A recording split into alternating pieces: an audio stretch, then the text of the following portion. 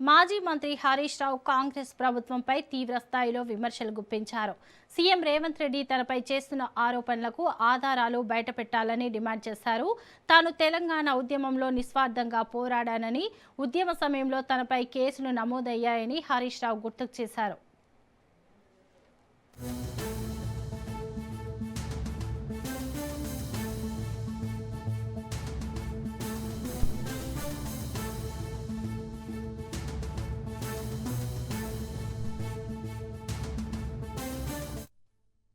తెలంగాణ కోసం పోరాడిన చరిత్ర తనకు ఉందని, తెలంగాణ ఉద్యమం గురించి మాట్లాడే నైతిక హక్కు రేవంత్ రెడ్డికి లేదని విమర్శించారు.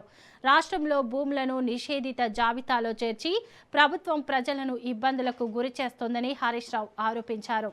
నిషేధిత జాబితా నుంచి భూములను తొలగించేందుకు 30% కమిషన్ అడుగుతున్నారని ఆరోపిస్తూ ఎన్ని భూములను నిషేధిత జాబితాలో చేర్చారో ప్రభుత్వం వైట్ పేపర్ విడుదల చేయాలని డిమాండ్ చేశారు.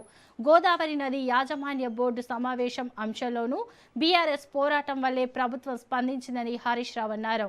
తెలంగాణకు చెందిన 7 ప్రాజెక్టుల అంశాలను ఎజెండా నుంచి తొలగించాల్సిందేనని డిమాండ్ చేశారు.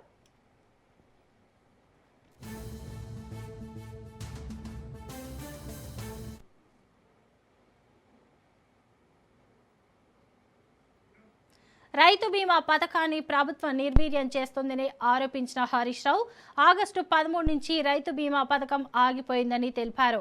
కొత్త బీమా పథకంతో 13 లక్షల మంది రైతులు బీమాకు దూరమయ్యే పరిస్థితి ఉందని ఆరోపించారు. రైతు బంధు నిధుల విషయంలోనూ రేవంత్ రెడ్డి ప్రభుత్వం అబద్ధాలు చెబుతోందని హరీష్ రావు విమర్శించారు. రైతు బంధు బకాయిలను ప్రభుత్వం వెంటనే విడుదల చేయాలని డిమాండ్ చేశారు. రేషన్ కార్డులు, ఈహెచ్ఎస్, ఆరోగ్యశ్రీ విషయంలోనూ ప్రభుత్వం నిర్లక్ష్యంగా వ్యవహరిస్తోందని హరీష్ రావు ఆరోపించారు. ఉద్యోగులు, జర్నలిస్టులకు క్యాష్లెస్ వైద్యం అందేలా ఈహెచ్ఎస్ను పటిష్టం చేయాలని కోరారు. ఎస్సీ, ఎస్టీ, బీసీ సంక్షేమానికి బడ్జెట్లో నిధులు కేటాయించినా ఖర్చు చేయడం లేదని హరీష్ రావు విమర్శించారు. దళిత బంధువులకు ఆ నిధులు కేటాయించి ₹1 కూడా విడుదల చేయలేదని విమర్శించారు.